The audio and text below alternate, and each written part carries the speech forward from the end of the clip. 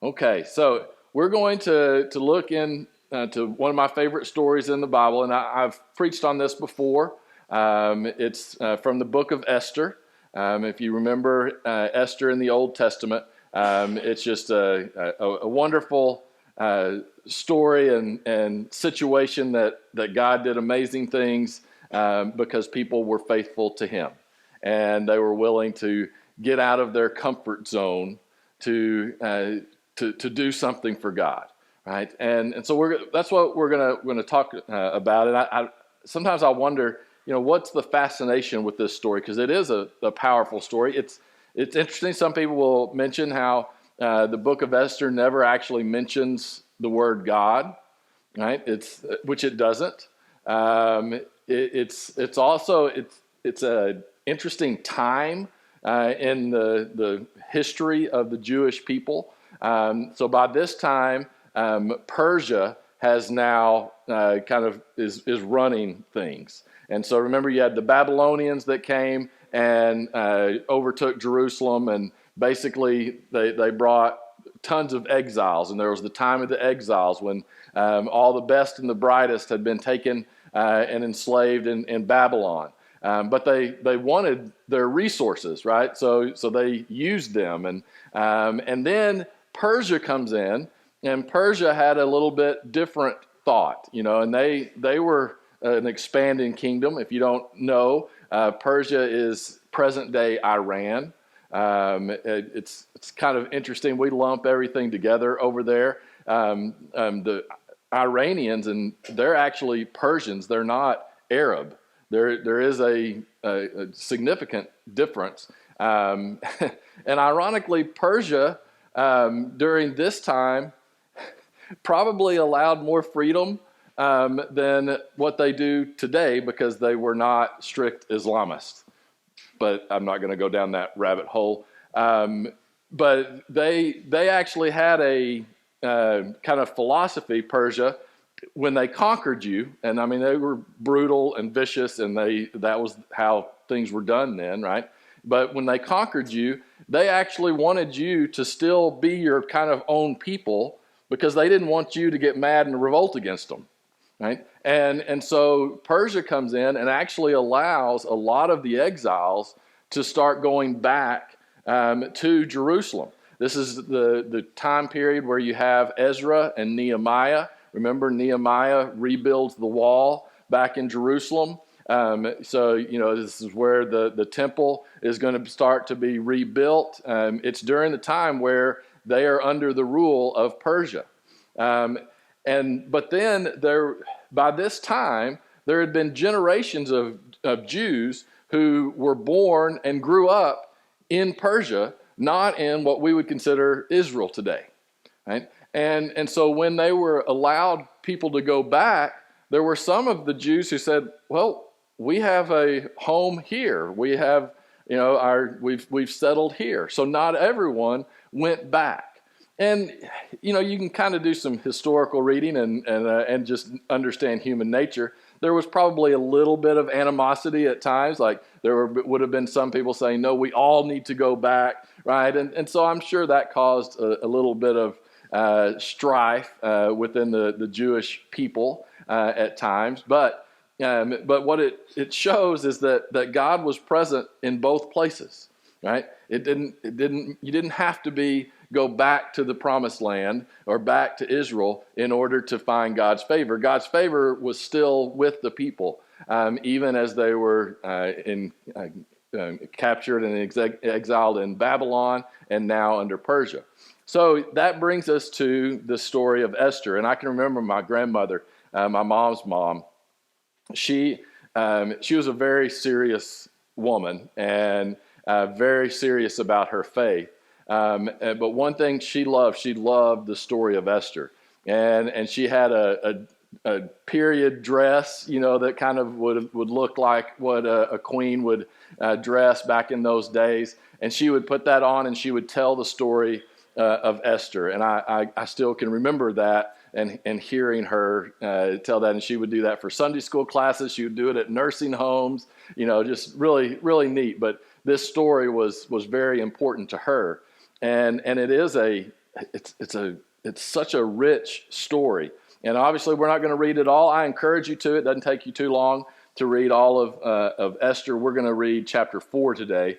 But to set it up, basically, you have the king. There's debate on which exact king it is, and but none of that stuff is really all that important. But we have the king, and he has a queen, but he also has a harem. So like there's kind of there's one main queen, but then that queen is technically part of a harem.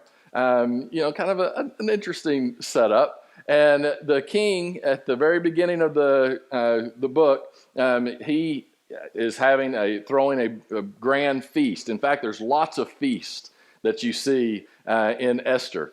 And the king, has too much to drink, and he calls out his Queen Vashti, because basically he kind of wants to show her off and things like that. And she's like, "Nope, I'm not into that today." Well, that ticks off the king, right? And he says, "You're no longer going to be my queen. Now, you're still going to be part of the harem, but you're not the main queen anymore. Now I need to find a new queen." So basically, there's a Persian-wide beauty contest to find who's going to be the king's next queen. And so the people go out and they search for the most beautiful people across the land. And this is like a 12-month period. Like they pick the individuals, and then of course they spend like 12 months in spa treatment, right, in Persia. I don't know what that would have been like, but it would have been better than just your normal day in Persia, I'm sure, right? So they're preparing all of them, and then they all meet the king, and he goes through all this. Well, he chooses a woman named Esther, and so Esther becomes his queen. Now, I think it's important to remember this isn't your typical Prince Charming rescuing the princess story, right? This is a king who just is adding to his harem, right? Like, this is an uncomfortable place. You wouldn't feel like you had won an award, right? You're now being forced, and it wasn't, again, so much cultural differences, right? I mean, there were arranged marriages and things like that, and so this was basically kind of like that, but not really, right? It would have just been a tough situation, but Esther now finds herself as the queen, and the king, from all accounts, treats her well and actually loves her, so cares about Esther, but does not know that she is Jewish. So remember, again, by this time, you've had probably 3 or 4 generations of Jewish people that are part of that population. And so they're just like everyone else, right? Except that they are Jewish. Many of the Jews have already gone back. So you can tell the king, that's just not even important to him. Well, there were people that it was important to, and there was a guy named Haman, who was basically the right-hand man of the king. And he gets very upset with a guy named Mordecai. And Mordecai is actually who raised Esther. It's her uncle. Both her parents had died, and so Mordecai raised her. And Mordecai would not show homage to Haman. Mordecai helped thwart a plot against the king that Haman you get the feeling that Haman tried to kind of take credit for it. But Mordecai was the one who actually did it, so he received some accolades for that. That made Haman mad, and so Haman gets to where he wants to get rid of Mordecai, but more importantly, he's like, but you know what? We just need to get rid of all the Jews in Persia. We just need to do that. And I love some of the political stuff. As ugly as the political landscape is today, it's always been ugly, right? And so Haman, kind of in my mind, I picture him hammering out this bill, this new law, right? And it has all the legalese wording in there, and it's talking about the homage that the king deserves, and heaping praise on the king. And then in the fine print that no one really reads, oh yes, and on this day we will kill all the Jews in Persia. And it's kind of buried in the small text. And the king just gives his signet ring and says, fine, that sounds great. Right? Now, maybe the king was completely in on it. We don't know for sure. But what happens as a result of this law being passed is that now it's going to be legal to wipe out the Jewish people in Persia. And Mordecai, of course, sees this. And this gets to where Mordecai is obviously very upset and frustrated. And he's trying to figure out, what are we going to do? How do we protect ourselves? How do we push back against this evil that is going to be headed our way? And that brings us to chapter 4 in the book of Esther. So let's go ahead and read all of chapter 4. It says, when Mordecai learned all that had been done, Mordecai tore his clothes, put on sackcloth and ashes, and went out into the midst of the city, and he cried out with a loud and bitter cry. He went up to the entrance of the king's gate, for no one was allowed to enter the king's gate clothed with sackcloth. And in every province, wherever the king's command and decree reached, there was great mourning among the Jews, with fasting and weeping and lamenting, and many of them lay in sackcloth and ashes. When Esther's young women and her eunuchs came to her and told her the queen was deeply distressed, she sent garments to clothe Mordecai so that he might take off his sackcloth, but he would not accept them. Then Esther called Hathach, one of the king's eunuchs, who had been appointed to attend her, and ordered him to go to Mordecai to learn what this was and why it was. Hathach went out to Mordecai in the open square of the city in front of the king's gate, and Mordecai told him all that had happened to him, and on the exact sum of money that Haman had promised to pay into the king's treasuries for the destruction of the Jews. Mordecai also gave a copy of the written decree issued in Susa for their destruction, that he might show it to Esther and explain it to her and command her to go to the king to beg his favor and plead with him on behalf of her people. And Hathach went and told Esther what Mordecai had said. Then Esther spoke to Hathach and commanded him to go to Mordecai and say, all the king's servants and the people of the king's province know that if any man or woman goes to the king inside the court without being called, there is but one law, to be put to death, except this one to whom the king holds out his golden scepter so that he may live. But as for me, I have not been called to come into the king's these 30 days. And they told Mordecai what Esther had said. Then Mordecai told them to reply to Esther, do not think to yourself that in the king's palace you will escape any more than all the other Jews. For if you keep silent at this time, relief and deliverance will rise from the Jews from another place, but you and your father's house will perish. And who knows whether you have not come to the kingdom for such a time as this? Then Esther told them to reply to Mordecai, go, gather all the Jews to be found in Susa, hold a fast on my behalf, and do not eat or drink for 3 days, night or day. I and my young women will also fast as you do. Then I will go to the king, though it is against the law, and if I perish, I perish. Mordecai then went away and did everything as Esther had ordered him. All right.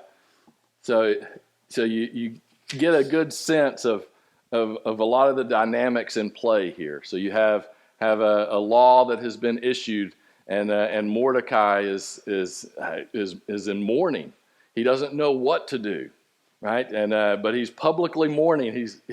You can tell he wants people to know that this is happening, right? And so he begins this dialogue with Esther, and he's like, "You've got to go to the king." And Esther says, "Yeah, that's easier said than done, right?" We've seen how the king has already handled queens in the past when he got tired of them. Right? They just dismissed at best. And so going to the king without basically being on the agenda, right? Just kind of popping in, that was not allowed. You had to go through the proper channels, whatever those were. And Esther knew that it had been over a month since she had seen the king, right? So for all she knew, she was already kind of on the outs with the king. And Mordecai is saying, but somebody needs to go, plead the case. And so Esther just says, well, here's the deal with that, right? Here's the danger, and she's not making excuses. That's a legitimate reason, right? We shouldn't all be looking to run to things that may cause our demise, right? And I love Mordecai's response, because he doesn't chastise her, right? He says, do not think that you will be spared from all of this just because of your place. And if you don't do this, God's going to work this out somehow. I love Mordecai's faith that he exhibits there, that there will be deliverance somehow from somewhere. But maybe, think about this, Esther, maybe you've been put in that place for just this moment, for such a time as this.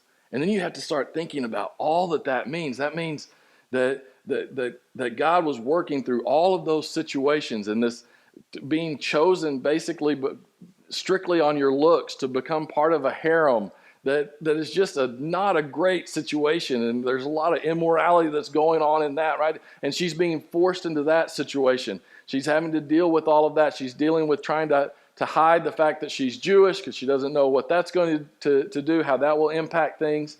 And all of that is as difficult as the circumstance that she's in. Mordecai says, maybe the reason you're here is for this moment. Right? And Esther responds by saying, well, if that's the case, I can't do this alone. And she calls on the people to take a step back. Let's pray about this. Let's fast, right? So it's a preparation. And then she walks into the king's palace. And of course, the story continues, and I encourage you to read it. There's a lot of wisdom and strategy in how she goes about doing this. It's very impressive. She kind of creates that relationship with the king, and then she kind of explains what's going on in an interesting way, and then the king recognizes what has been done, and eventually Haman, who had been planning on hanging Mordecai, gets hung on the gallows that he built for Mordecai. It's one of those things you don't want to go against the plans of God. It doesn't always work out for you. But then there was another edict that allowed the Jews to defend themselves and arm themselves against. So then it eliminated the genocide of the Jews in Persia.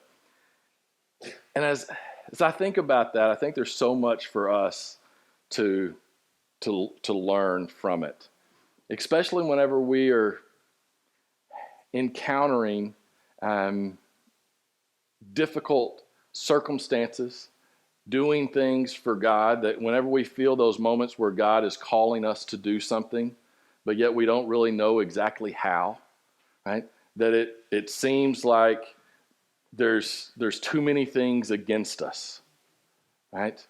And it's like, I don't even know how to begin, right? That's kind of where this starts, right? And the first thing that Esther does is she accepts the situation for what it is. But in order to do that, she had to look at the situation and to be honest. She had to pull her head out of the sand and actually look at what's going on, right? Because at first she just hears that Mordecai is just mourning. And she's like, that's not good. So she just wanted to fix that, right? So here's new clothes. Here's a day pass to the spa and get cleaned up. All of that stuff, right? Like, she just wanted to fix that. But then Mordecai said, no, there's a reason that I'm doing this, right? And then she actually hears the reason. I think there's something for us to understand and apply in today's culture. is we have been encouraged, and I think still, especially many within the Christian world, we like to just kind of keep our head in the sand. We don't really want to accept the reality that's going on around us, right? And sometimes we see things that are happening that we know are wrong, and so we're like, well, we need to address those. But just addressing certain situations is probably not getting to the heart of the problem. It's probably not getting to the big picture of what's going on. Right? You know, we can work to address a lot of problems in our society. But if we don't change the heart and the core and the foundational principles that people hold and live as out of those, there's always going to be symptoms out there that we can't stop. And sometimes we're just like, well, I'll just focus on this one. I'll just give money to this food pantry. I'll just give money to this homeless encampment, right? By the way, there's nothing wrong with those. But there's a lot more going on than that, right? And we do need to make sure we are looking at what's going on in the world and recognizing where we truly are. And that's uncomfortable, right? Because the truth can be the truth can be things that we don't want it to be, and we don't want to admit it, right? And if you look at where we are as a society, we're in a very dangerous place, right? We are in a place where the vast majority of even Christians don't really have a biblical worldview, and they don't really implement their relationship with God into all areas of their life. Right? We live in a time where, unfortunately, the church has lost so much of its influence, and not lost, has given up so much of its influence. Right? We live in a time where where we just talk past each other, right? And we're so entrenched in either I'm on this camp or I'm in this camp, and it becomes nearly impossible to talk to each other. We're in a time where you just see the headlines, and you're like, how do we stop this? And some of the headlines that you see are like, how can that even be real? Like, it was literally parody, 10 years ago, and now it's happening. It's like, how can this be? And I know the easiest one for me, but you're like, how in the world can anyone, think it's okay for like a 12-year-old to start taking medication to stop them from growing up, right? How can anyone think that that's good? And it's because our society is, we've tried to do it our own way, and we've turned away from God, and that's the reality of it. And we're in a tough spot, and I think many times, and I feel this too, I just want to put my head in the sand at times, because you know what? You can still go through life with your head in the sand, but God has called us to do more than that. So the first thing we have to do is we have to accept the reality that we're dealing with. And that's uncomfortable. And so now Esther accepts the reality. She now knows what's going on. She now knows why Mordecai is been mourning. She now realizes, okay, this is something I have to do. God is clearly calling me, but how do I go about doing it? I could lose my own life by doing this. So she starts preparing. Once you accept what it is that's going on around you, you need to prepare for however God is going to call you to engage the world around you.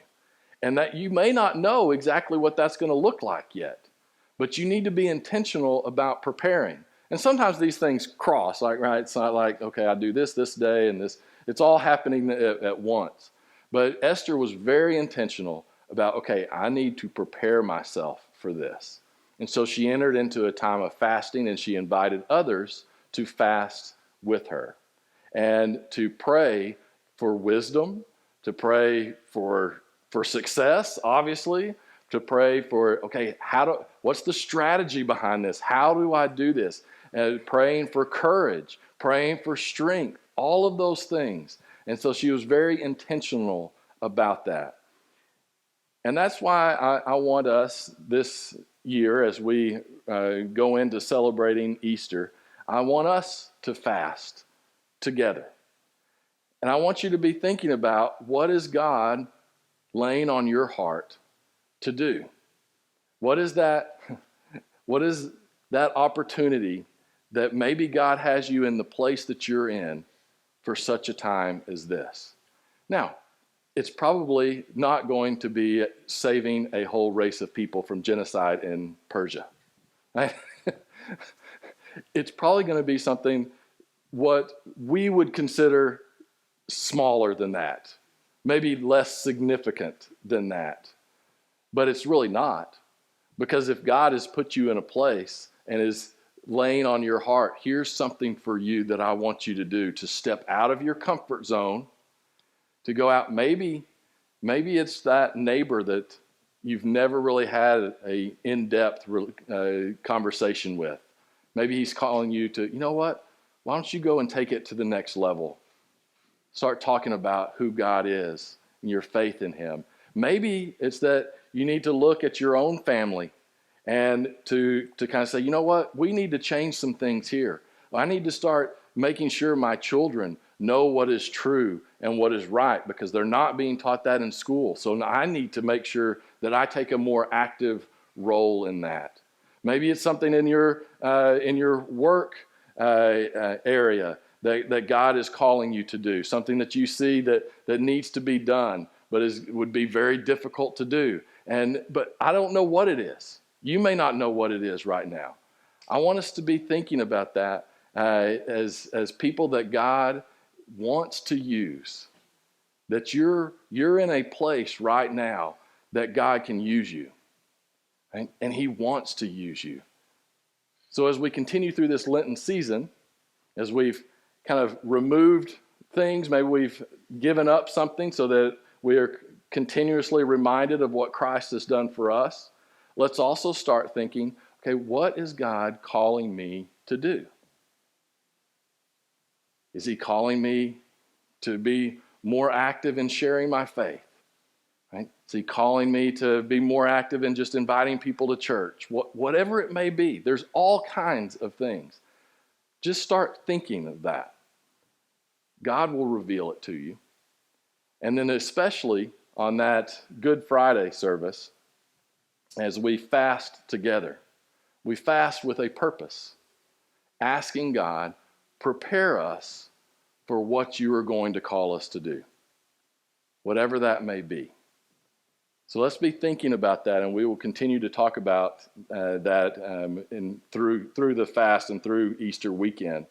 But part of that preparation, part of that fasting that Esther was doing, is it's putting on that full armor of God. It's preparing yourself. It's knowing what you believe, knowing who God is, knowing how he wants us to live for him, right? So it's immersing yourself in your relationship with God.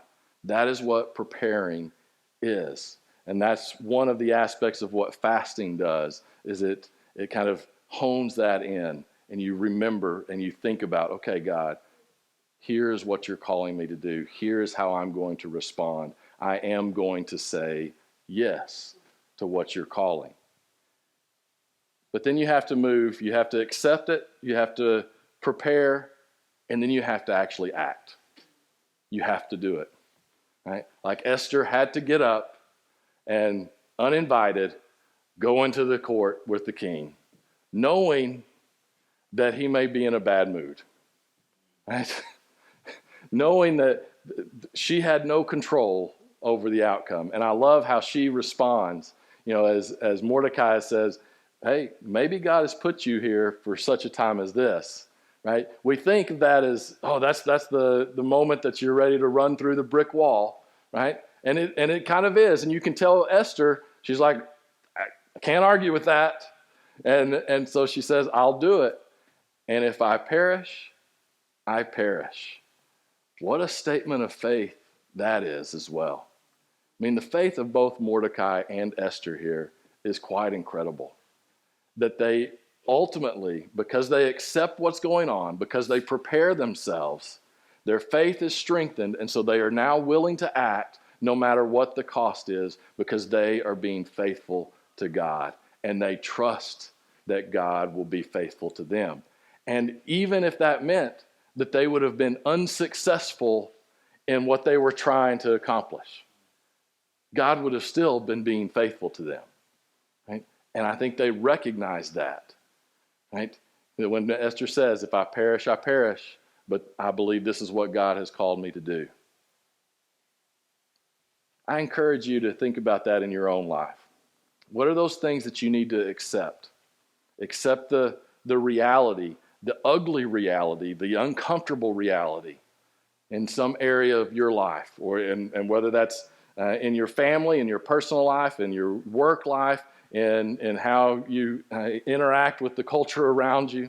Accept the reality that we're in, that you're in. And then begin preparing and seeking God's wisdom by putting on that full armor of God.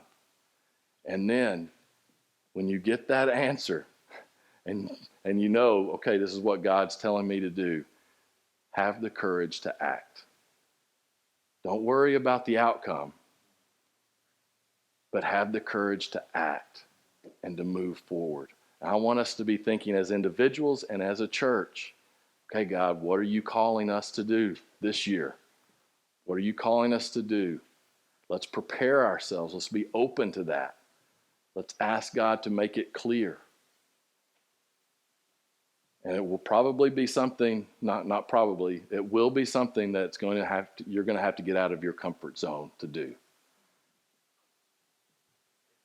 Because God calls us to do that.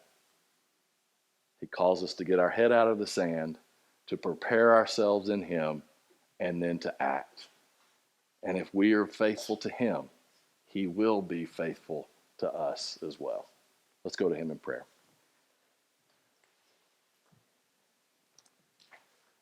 Dear God, I thank you. I thank you for being a God who calls us to get out of our comfort zone. Lord, here for just a few moments, speak to us. Speak to each one of us. What are you stirring inside of us to do?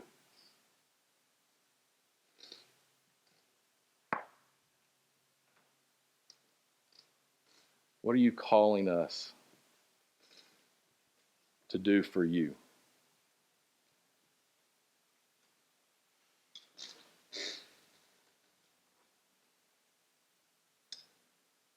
Lord, give us the wisdom to look around us at our situation.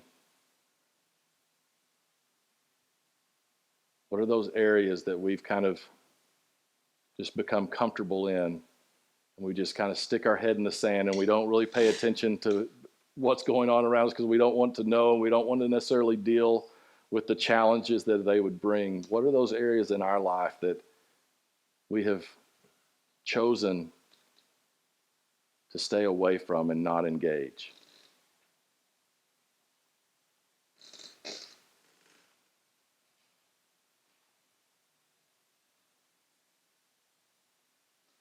Lord, I ask that you begin preparing us for that which you have called us to do. Prepare us to step out of our comfort zone.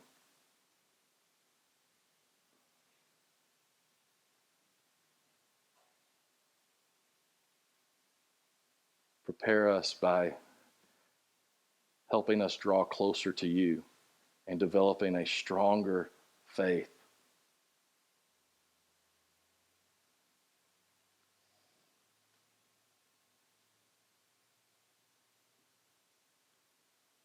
And then, Lord, give us the courage to act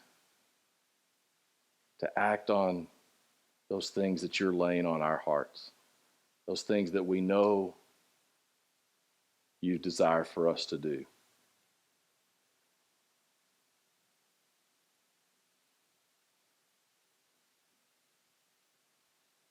Lord, help us to have the faith of Mordecai,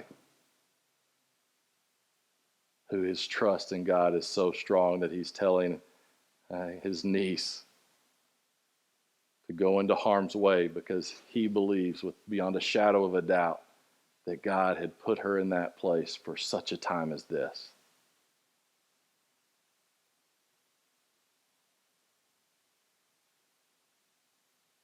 Help us to know that we are where we're supposed to be for such a time as this, that God is calling you to engage his kingdom now.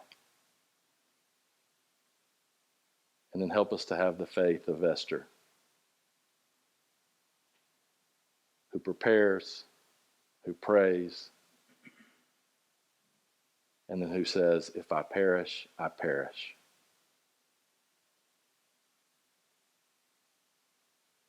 Lord, strengthen our faith today so that we can live for you. We can engage the world around us for you and your kingdom. In Jesus' name we ask him. Amen.